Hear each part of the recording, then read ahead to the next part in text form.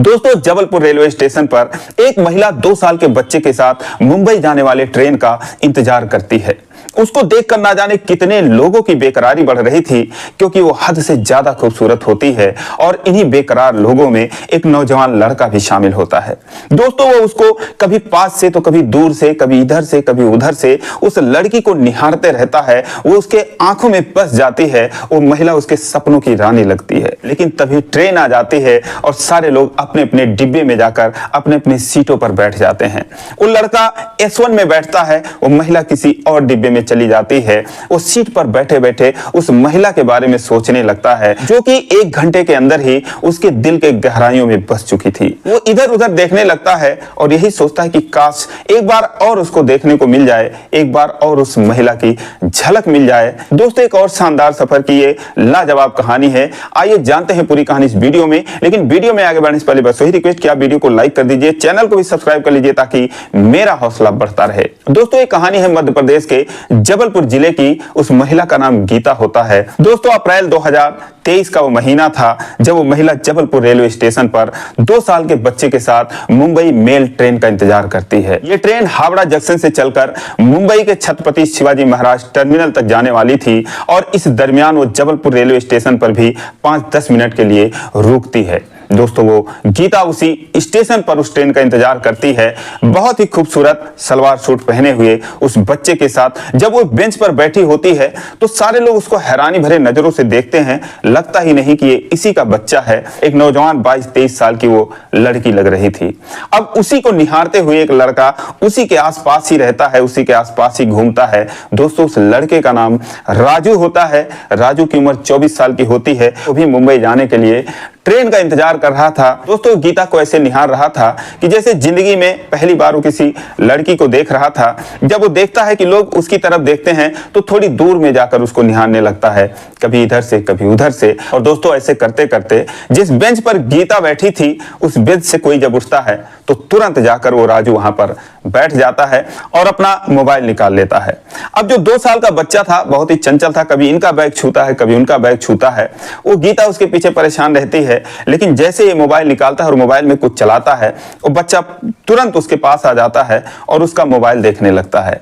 जब वो मोबाइल देखने लगता है तो राजू उसको दुलारने पुचकारने लगता है। वो कहता है कि बेटा क्या देखोगे, कार्टून देखोगे क्या? दोस्तों, उस बच्चे के लिए राजू कार्टून लगा देता है और वो बच्चा बड़े गौर से उसको देखने लगता है।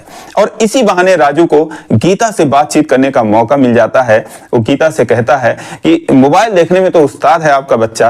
तो कहती है कि हाँ, जब तक मोबाइल देखता है शांत रहता है, वरना क्या मजाल है कि शांति से कभी 1 मिनट भी बैठ जाए। जब सो जाता है तभी चैन आता है, वरना ये दिन भर चलता ही रहता है।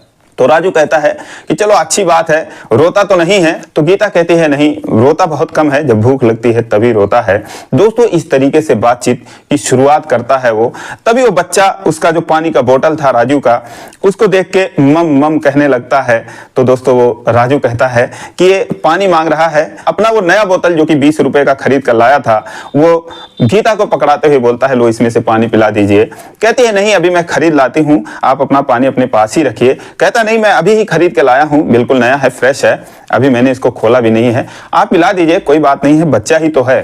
दोस्तों, वो उसका बोतल ले लेती है, बैग से ग्लास निकालती है और फिर उस बच्चे को पानी पिला देती है। दोस्तों, तभी ट्रेन के आने का अनाउंसमेंट होता है। ट्रेन अपने निर्धारित समय पर शाम को करीब 7:30 बजे जबलपुर रेलवे स्टेशन पर आ जाती है। सारे लोग उठने लगते हैं। तो राजू गीता से कहता है कि आपका सीट कौन से डब्बे में है? तो कहती है कि मेरा तो कोई सीट ही नहीं है, अभी चल के देखती हूँ, अंदर टिकट बनवा लेती हूँ।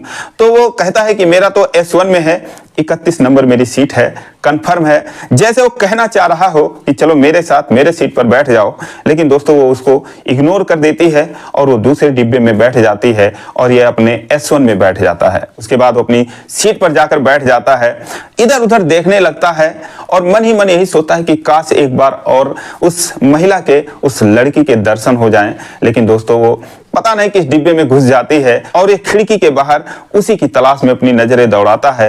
लेकिन दोस्तों, ट्रेन चल पड़ती है और गीता किसी और डिब्बे में चली जाती है। अब वो उसके बारे में सोचने लगता है कि बहुत ही खूबसूरत लेडीज थी, अकेली थी, काश उसके साथ सफर करने का मौका मिलता।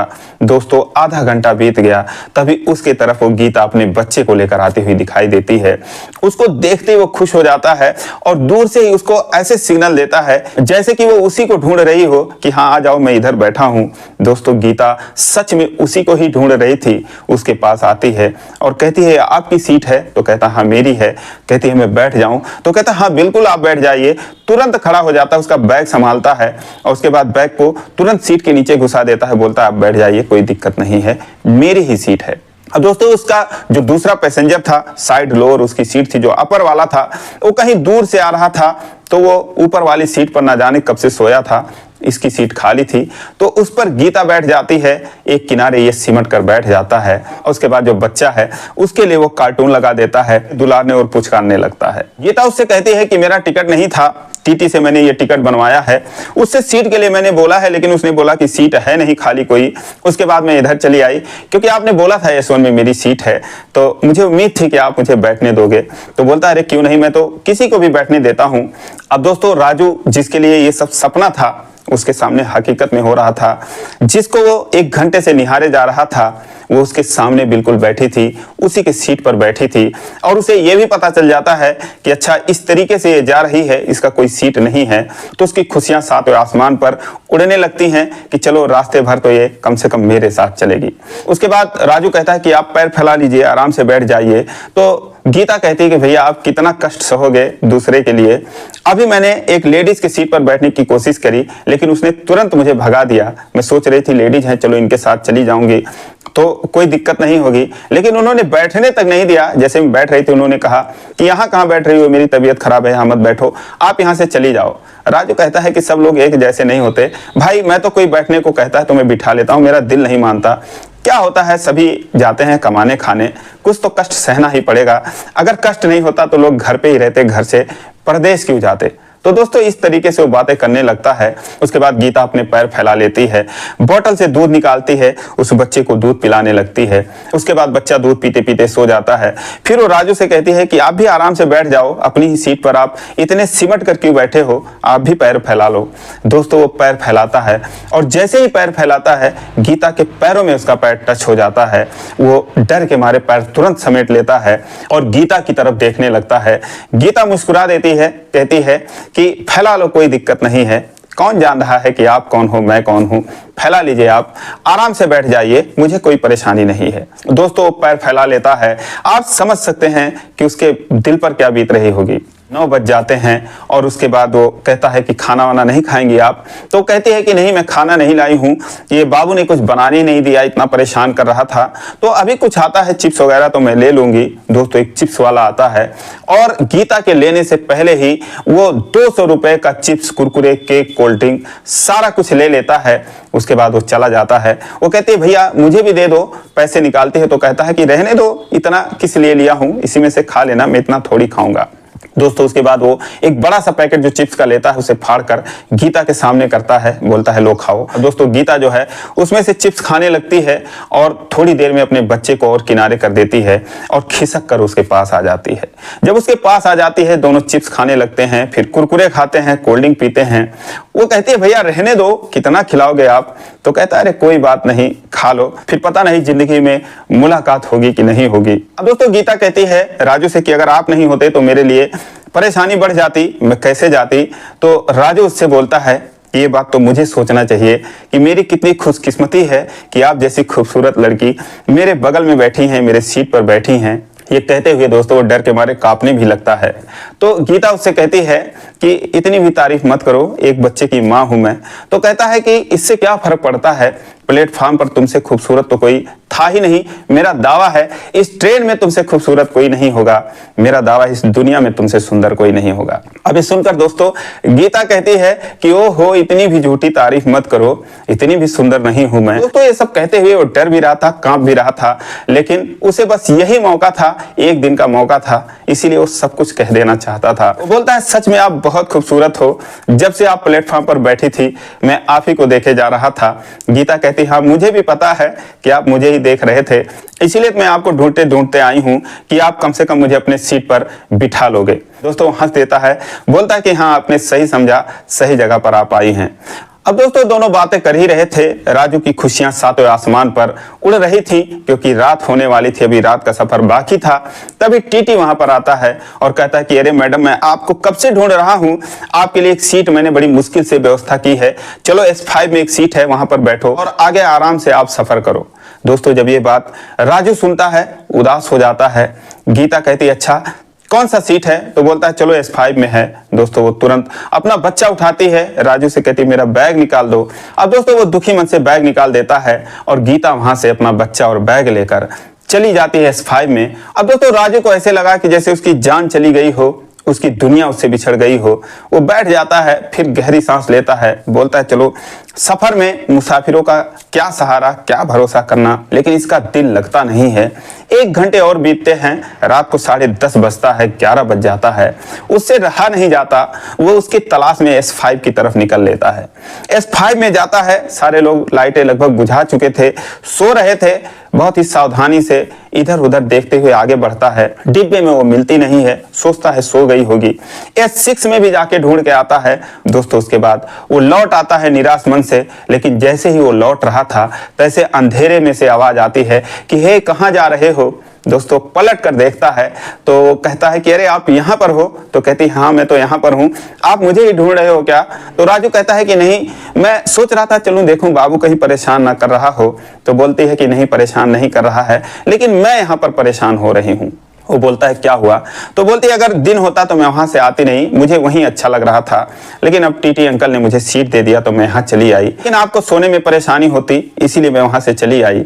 तो कहता है अरे नहीं, मुझे कोई दिक्कत नहीं होती, आप बेकार में चली आई। तो कहती है अगर ऐसी बात है तो मेरा बैग उठाओ, ये बच्चा संभालो, चलो मैं फिर से चलती हूँ वहीं पर। दोस्तों वो बच्चा संभालता है, उसका बैग भी उठाता है, आगे आगे वो और पीछे पीछे फिर गीता जो है, वो दोनों S1 के उसी सीट पर आ जाते हैं। और जो कुछ लोग जग रहे थे हैरानी भरे नजरों से उन दोनों को देखते रहते हैं। एक जो था सब कुछ समझ रहा था, आखिरकार वो कमेंट कर ही देता है कि आखिरकार भैया आप भाभी जी को ढूंढ ही लाए।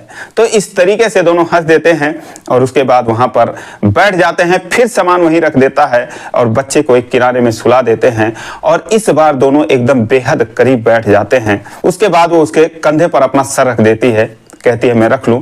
कहता कोई दिक्कत नहीं, आप रख लो, सो जाओ। दोस्तों उसके बाद गीता कहती है कि आपकी शादी हो गई है क्या। तो राजू कहता है नहीं, मेरी शादी नहीं हुई है। तो उसने बोला क्या काम करते हो, तो बोला POP का काम करता हूं, पैसे अच्छा खासा कमाता हूं, लेकिन कोई संभालने वाली नहीं है, इसलिए पैसे बचते नहीं हैं। फिर वो उससे पूछता है कि आपके पति कहां पर हैं। तो दोस्तों उदास हो जाती है और कहती है कि क्या बताऊं, पति था कि किसी जन्म का दुश्मन था मेरा, अब क्या बताऊं पति के बारे में। तो राजू कहता नहीं, बताओ आखिर क्या बात है, जब से आप आई हो मैं देख रहा हूं कोई आपको फोन नहीं किया, यही मैं सोच रहा हूँ कि आपके पति भी फोन नहीं किए कि कहाँ पर पहुंची हो, आपके घर वाले कोई फोन नहीं किए। तो बोली नहीं ऐसी बात नहीं है, मेरा फोन खराब है, अगर मेरा फोन सही होता तो फोन मेरे मम्मी पापा करते। तो राजू बोलता है कि आखिर आपके पति कहाँ पर हैं। तो गीता बोलती है कि क्या बताऊं, उसका किराए का मकान था मुंबई में, मैं बोरेवली में रहती हूँ, और वो किराए के मकान को अपना मकान बता दिया, मेरे मम्मी पापा को बेवकूफ बना दिया, धोखे से शादी करी, 2 महीने बाद ही पता चला कि शराबी है, जुआरी है, हर तरह के उसके अंदर ऐब हैं, टपोरी है एक किस्म का। जब तक पता चला बहुत देर हो चुकी थी, 2-3 महीने बीत गए और वो मुझे बेचने जा रहा था, लेकिन वक्त पर मुझे पता चल गया। मेरे पापा ने, मेरे भैया ने उसकी जमकर पिटाई कर दी और उसके बाद वो मुझे अपने घर लिवा कर चले आए। तब से मैं अपने मम्मी पापा के पास रहती हूँ, ये बेटा हो गया, उसके बाद अब बताओ ऐसे चल रही है जिंदगी। तो उसने बोला अब वो कहाँ पर है पति तुम्हारा। तो गीता कहती है अरे मर रहा होगा कहीं, उससे क्या लेने देना, उससे कोई मतलब नहीं है, तब से उसकी कोई खोज खबर नहीं है, ना उसने मेरी शक्ल देखी ना मैंने उसकी शक्ल देखी है, उससे कोई लेना देना नहीं है, चला गया होगा कहीं, उसका क्या ठिकाना था। अब दोस्तों रात के 11 बज गए, 12 बज गए, दोनों बातें कर रहे थे, धीरे धीरे तमाम तरह की बातें किए और इस तरीके से बातें करते करते दोनों में प्यार हो जाता है। तो कहती है कि अब मुझे नींद आ रही, मुझे सोना है। कहता सो जाओ कोई दिक्कत नहीं है। दोस्तों पैर लटका के बैठ जाता है, गीता सो जाती है, लेकिन उसके सर के नीचे कुछ रखने की जरूरत थी। वो राजू से कहती है कि मैं आपके पैरों पर अपना सर रख लूं क्या। राजू कहता है ये भी कोई पूछने वाली बात है, दोस्तों वो घूम के इधर आती है, अपना सर उसके पैरों पर रख लेती है, बच्चा उसका बगल में सोया रहता है और ऐसे 2 घंटे सोती है। जब फिर 3-4 बजे उठती है तो राजू से कहती है अब आप भी सो जाओ थोड़ा सा। दोस्तों अब वो गीता के गोद में अपना सर रख के सो जाता है। गीता उसके सर को सहलाती है और बहुत ही प्यार से वो सो जाता है। दोस्तों 2 बहुत ही खूबसूरत जिंदगी, कुछ बेहतरीन लम्हे उस ट्रेन में, उस सफर में जी रहे थे। दूसरे दिन सुबह 11-12 बजे ट्रेन छत्रपति शिवाजी महाराज टर्मिनल पहुंचती है। उसके बाद वो वहां से अपने मायके चली जाती है। दोनों एक दूसरे का नंबर लेते हैं। दोस्तों उसके बाद बातों का सिलसिला चलने लगता है। 4-6 महीने तक एक दूसरे से बातें करते हैं। गीता उसे अपने मायके बुलाती है। उसके माता पिता, उसके भैया भाभी सारे रहते थे और इस दरमियान वो घर पे आई थी अपने नानी की सेवा करने। उनकी तबीयत खराब थी तो उसके नानी की तबीयत ठीक हो गई थी, तो इसीलिए अब वहां से मुंबई उस दिन वापस जा रही थी। इस तरीके से अपने मम्मी पापा से भी मिलवाया। 4-6 महीने बहुत सारी प्यार भरी बातें करने के बाद गीता और राजू का जब एक दूसरे से दूर रहना मुश्किल हो गया तो दोस्तों उन्होंने आपसी रजामंदी से, परिवार की सहमति से शादी कर लेते हैं और पिछले 5-6 महीनों से एक बहुत ही शानदार जीवन एक दूसरे के साथ गुजार रहे हैं। तो दोस्तों ये रही मध्य प्रदेश के जबलपुर जिले के गीता और राजू की कहानी। आप लोगों को कैसी लगी कमेंट करके जरूर बताएं। जरा भी अच्छी लगी हो तो वीडियो को लाइक करें, चैनल को सब्सक्राइब करें। फिर मिलेंगे अगले वीडियो में, तब तक के लिए जय हिंद।